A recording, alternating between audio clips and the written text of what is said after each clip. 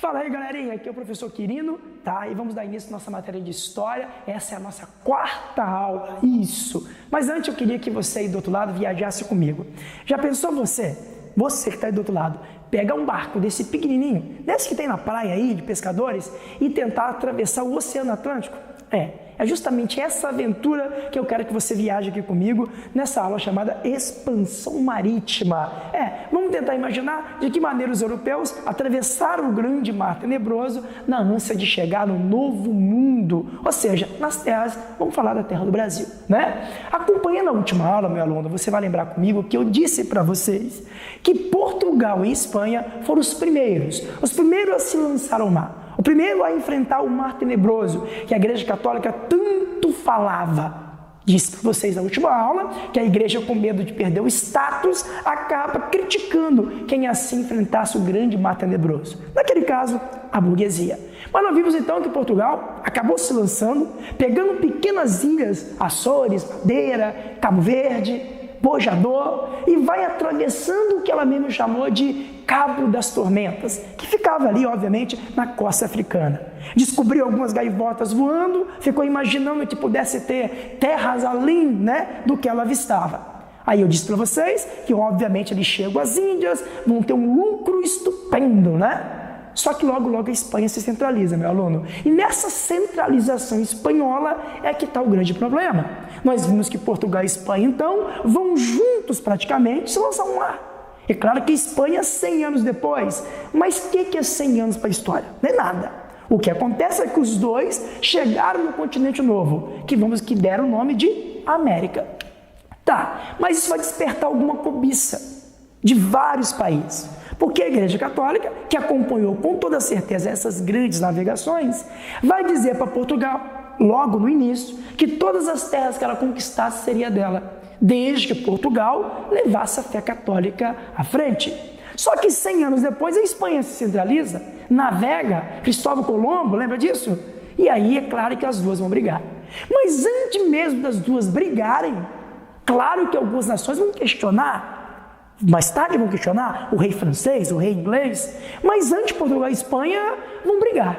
E feio, meu aluno. Afinal de contas, de quem são as novas terras? Assim que Colombo chega à América, Portugal bateu o pé. Epa! Quem chegou aqui primeiro fui eu.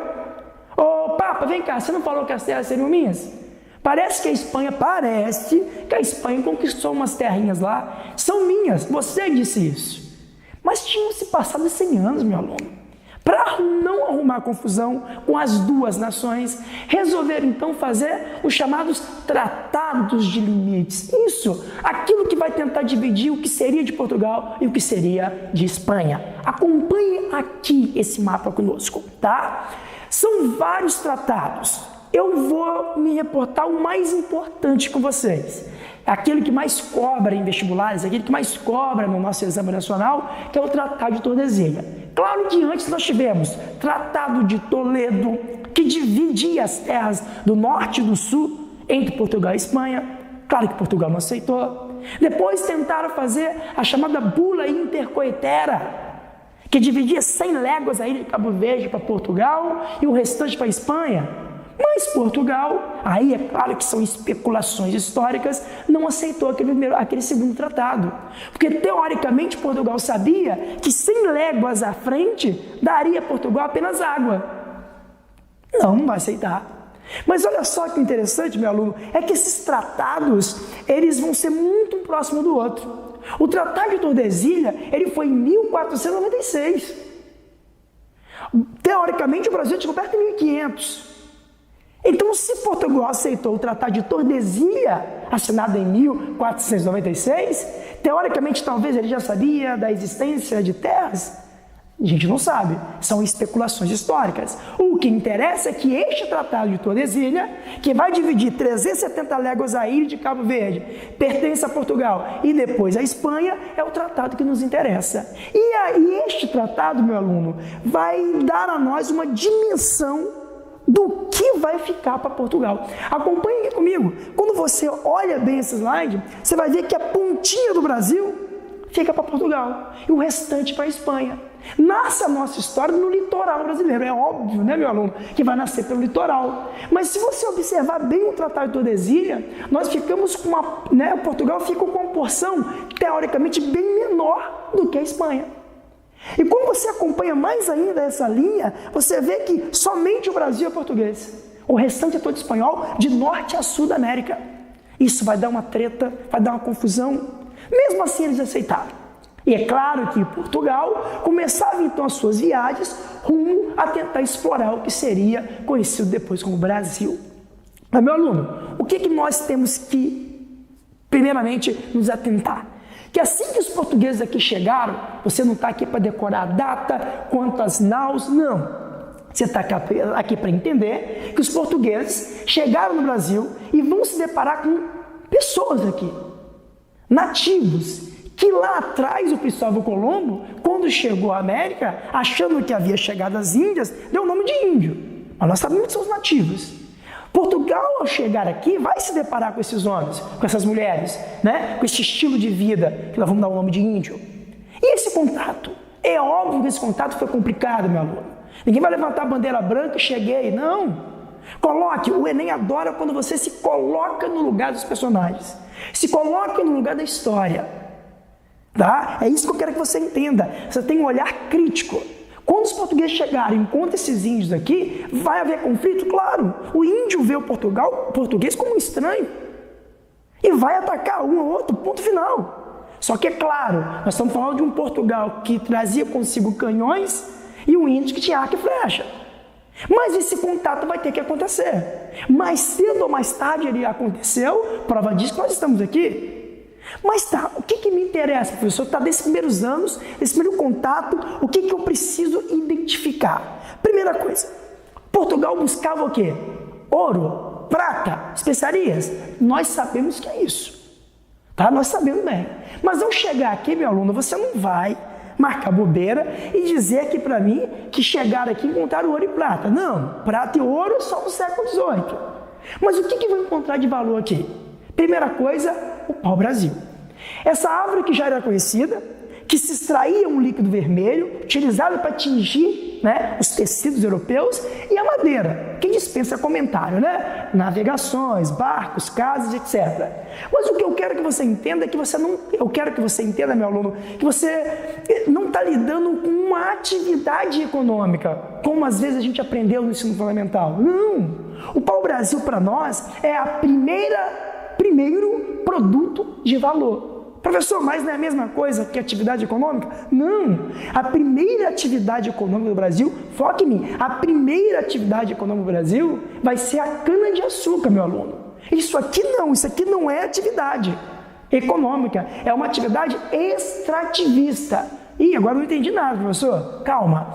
Você vai ver comigo que lá no açúcar, lá na atividade açucareira, você planta, você colhe, você moe, você faz a fervura da cana, depois transforma em açúcar. Há toda uma produção, há toda uma atividade produtiva. Aqui não. Os caras vão vir aqui, os portugueses, pegam o que tem e levam. Vou te fazer uma pergunta. Os portugueses vendiam barcos prontos ou vendiam toras de madeira? Tora de madeiras. Então não há produção nenhuma aqui. Há uma extração do produto de valor chamado pau-brasil. Tá, mas agora a gente precisa esquematizar isso aqui. Porque existem 3 nomes que quando cai, às vezes o aluno confunde. E aí a gente vai esquecer um pouco o ensino fundamental e vamos pensar como o Enem. Porque veja bem, aqui sou eu, Portugal, vocês são aí os nativos, eu estou querendo manter um contato com vocês. Até aí nenhum problema. Mas eu não falo a minha língua, vocês não falam a minha língua, vamos falar por gestos, vamos ter confusão, cascudo de um lado, cascudo do outro, mas vamos nos acertar.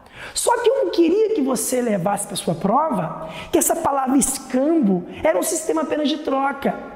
A gente aprendeu no ensino fundamental que o português ofereceu colar, ofereceu espelho, né? Ofereceu as bugigangas e os índios lá deram toda essa riqueza. Não, vamos pensar grande. Vou te fazer uma pergunta. Com a troca, e eu falo para alguns historiadores, essa troca é igualitária. O que o europeu forneceu ao índio e o índio forneceu ao europeu que a gente entende como algo igualitário, uma coisa equilibrada. Você vai falar comigo, professor, foi espelho? Não. Ah, foi colar? Não. É uma coisa igualitária. Quando eu falo de precisão, sabe o que, meu aluno? O português e o índio trocaram o ferro pela madeira. Hã? Como assim? Quando eu, europeu, cheguei e vi aquele monte de índio cortando a tora de pau-brasil, mas de um jeito rudimentar, para eu, europeu, na minha visão, eles pegavam um pedaço de pedra, um pedaço de coisa e batiam na árvore. Eu chego com um ferro fundido em forma de machado, entrego para esse índio corta essa madeira muito mais rápido. O índio acha aquilo magnífico e vai fazer a troca. Olha, eu te dou esse ferro e em troca você me dá o pau-brasil. Essa troca é que vai acontecer. Então vamos esquecer um pouco a questão da bugiganga, vamos esquecer um pouco do espelho, do colar, não. Vamos falar algo, vamos pensar um pouco grande, vamos pensar um pouco, de forma como o Enem quer. Eu, europeu, te ofereço ferro fundido em forma de ferramenta e você me dá a madeira. A madeira é útil na Europa para mim e esse ferro fundido será útil para você, indígena. Essa é a troca que eles vão fazer. Vamos usar o nome disso de escambo. Mas eu não posso esquecer que também existe o quê? O estanco lá embaixo. O que é o estanco? Uma espécie de monopólio em que os portugueses acreditavam que seriam eles os únicos a explorar as terras brasileiras.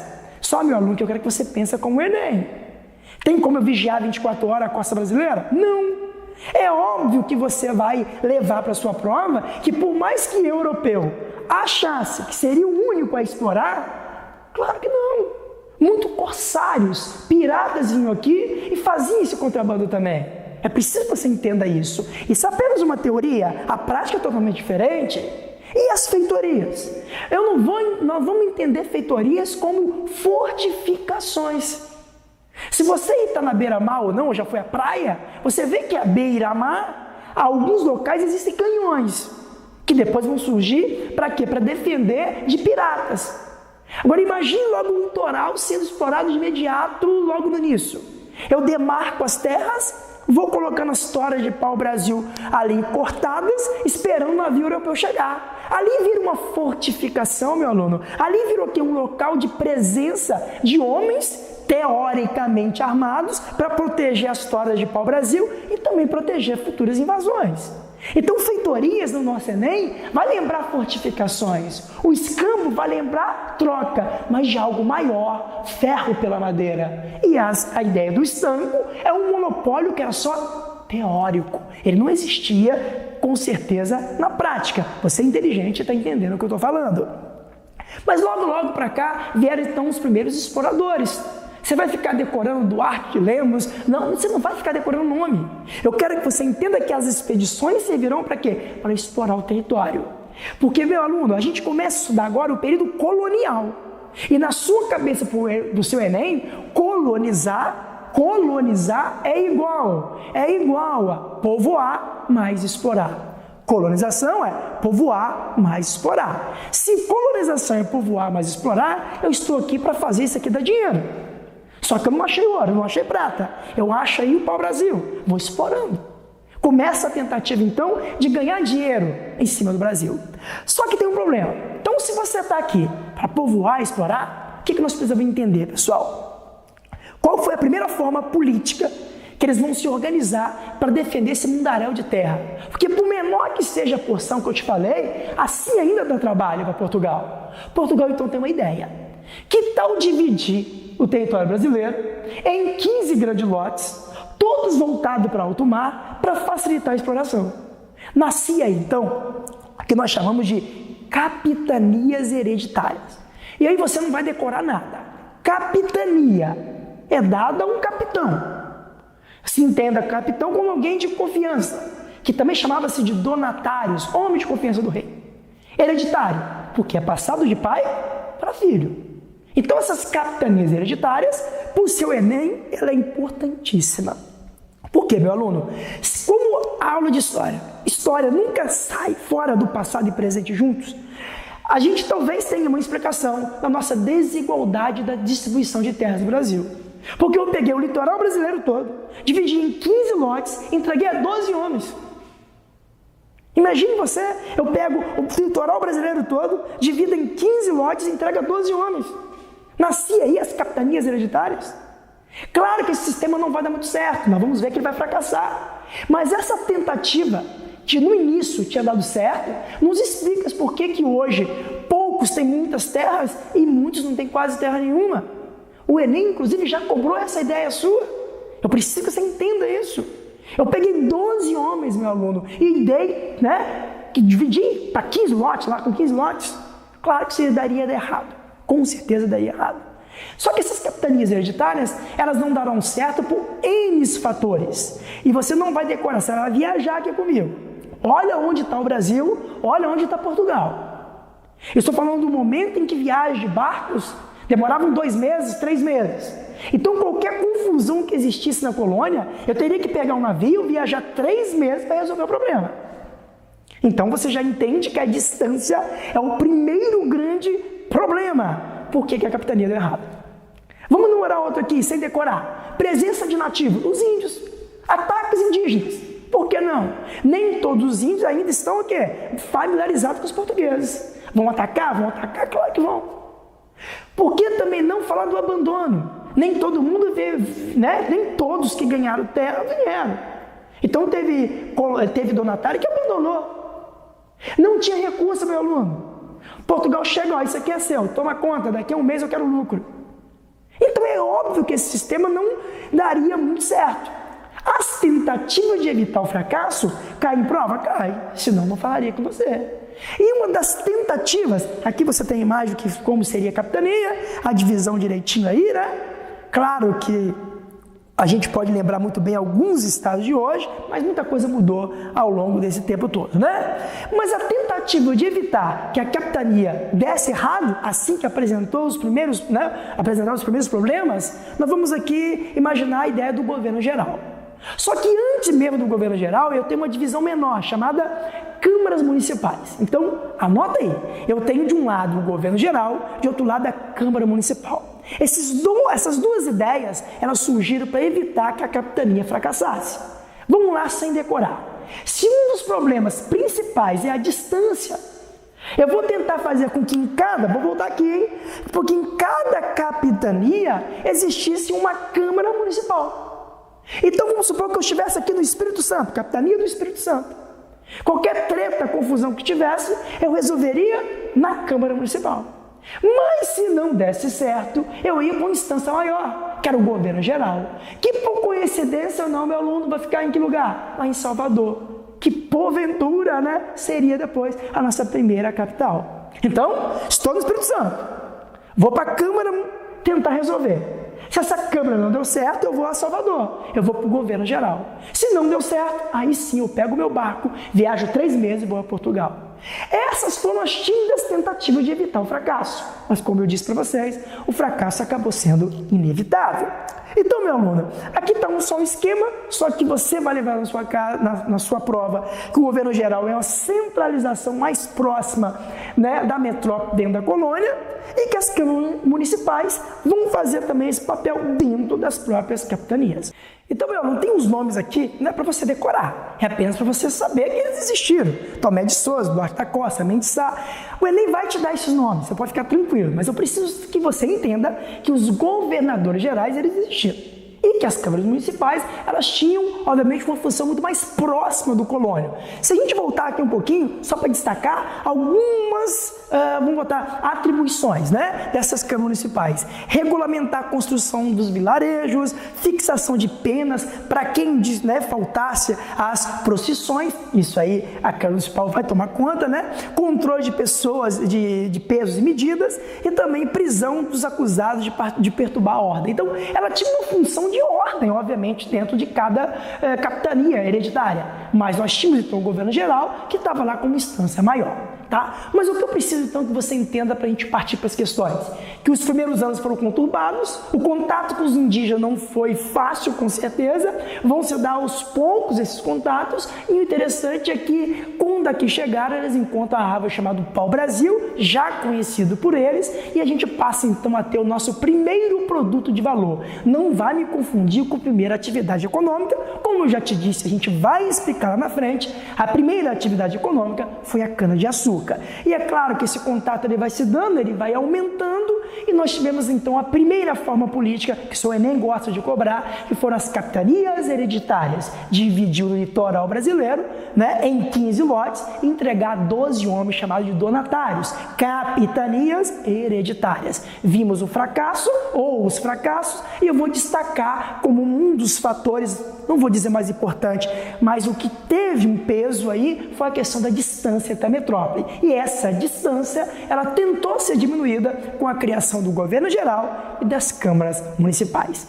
Agora, meu aluno, para ver se a gente aprendeu mesmo, nós vamos partir para nossas questõezinhas, tá bom? Primeira questão aí na tela, preste atenção. Tem um texto, e aí de cara a gente já conversou, né? Leio o texto ou não leio, professor? Há 2 fragmentos. Mas quando eu vou lá para baixo, o que me interessa é o último tópico, lembre bem, é o comando da questão, fala o seguinte, ó. Os princípios em questão presentes nos fragmentos 1 e 2, para tudo, meu aluno tem que ler, não tem como correr não. Eu vou ler o fragmento 1 e 2 e vou ver o que ele quer. Mas com certeza você já está, né? Já está esperto que esse tipo de questão ele não vai pegar você fácil não. Vamos lá. Leia atentamente os fragmentos 1 e 2 que, referindo-se a alguns acontecimentos do início da Idade Moderna, apontam para os princípios que nortearam a cultura europeia, né, a partir desse momento. Então, vai falar da cultura europeia, na questão da Idade Moderna, que é a idade que nós estamos estudando aqui agora. Fragmento 1. As grandes navegações realizadas no Atlântico partiram frequentemente do pressuposto de que a Terra era redonda. A constatação do fato aprofundou os vínculos dos cartógrafos com a realidade.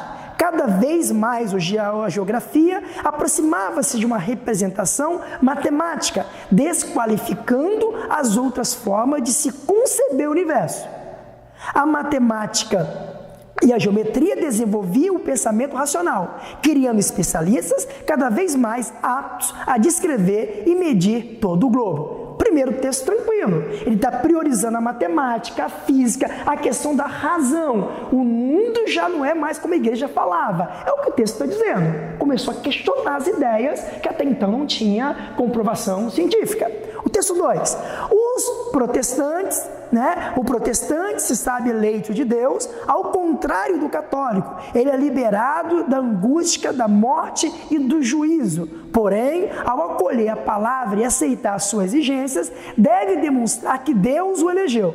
Assim, o individualismo e o foro íntimo estão no centro da teologia reformada. As formas novas de religião que se estabelecem no século XVI e XVII constituem um dos acontecimentos principais que vão modificar as mentalidades, em especial a ideia de si mesmo e do próprio papel na vida cotidiana da sociedade.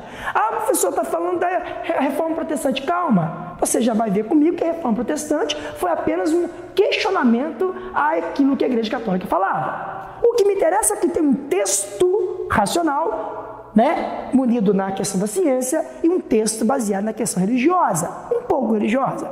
Aí vem a pergunta. Os princípios em questão, presentes nos fragmentos 1 e 2, são respectivamente. Meu aluno, cuidado com a palavra respectivamente. É um e depois o outro. Eu quero aquilo que primeiro fale do fragmento 1 e depois fale do fragmento 2. Letra A. Humanismo. O primeiro pode ser humanismo? Até pode, né? Mas vamos ver. E o segundo, cristianismo primitivo? Opa, não. O segundo pode até lembrar a religião, mas primitivo, o cara está falando de reforma protestante, meu aluno. Letra A foi embora. B, racionalismo. Opa, tá gostoso, hein? Racionalismo. Primeiro é racionalismo. Aí é individualismo. Religião, individualismo. Professor, estou na dúvida. Deixa paradinho aí. C, hedonismo. O primeiro texto está falando de busca de prazer? Eu acho que não, hein? Será que tá? Acho que não, hein? Está falando de razão, viagem. Letra D, antropocentrismo e neoplatonismo. O que é isso, professor? Cara, não estou entendendo, não. Letra E, otimismo e teocentrismo. E agora, hein? Estou em dúvida, professor, estou em dúvida. Letra A foi embora. Sim, a letra A foi embora. Letra B, racionalismo e individualismo. O segundo texto fala de individualismo, pessoal? É isso que está falando? Letra C, hedonismo. É busca de prazer? É liberalismo? Letra D, antropocentrismo e neoplatonismo. O que é isso? A gente nunca viu isso. Mas a letra E, otimismo. Teocentrismo. Letra E é o nosso gabarito, meu aluno. Então, meu aluno, professor, mas eu não entendi por que a letra E. Sim, primeiro é para eliminação, mas eu quero que você também capte a ideia. O primeiro texto, pessoal, essa ideia de que a Terra pudesse ser redonda, que eles pudessem navegar, que eles pudessem isso, pudessem chegar, é ou não é uma ideia otimista do homem? Sim, se não fosse otimismo, eles não chegariam a esse consenso todo. E por que o segundo texto é o teocentrismo? Aqui fala de Deus a todo momento. O que é Deus? Deus no centro. O segundo fragmento fala do homem na questão de Deus. Por eliminação pelo seu conhecimento, meu aluno, o texto 1 fala da questão do homem moderno, da ideia otimista. Eu sei que eu posso navegar, eu sei que eu posso chegar ao ponto X, ao ponto Y. Eu sou otimista, porque se fosse na Idade Média, o homem se contentava do jeito que ele estava. Mas por ser otimista, ele cria as fórmulas matemáticas, cria a questão dos gráficos, cria a questão dos mapas, da questão náutica, e viaja e chega onde ele quer. O item 2 fala da questão de Deus, do homem submisso a Deus, do teocentrismo. Portanto, por isso, a nossa ideia, o nosso gabarito dessa questão é a letra E. Letra E de exata, tá bom? Mais uma aí, dá tempo pra gente ver mais uma. Essa aqui é tranquila. Você vai respira comigo. Vamos lá? Em 1530... professor, vou ler o texto ou não vou? Vamos ver se a gente precisa ler o texto? De acordo com o texto, para tudo.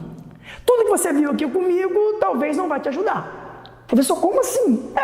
Porque o Enem costuma colocar uma coisa certa dentro da pergunta que não tem nada a ver.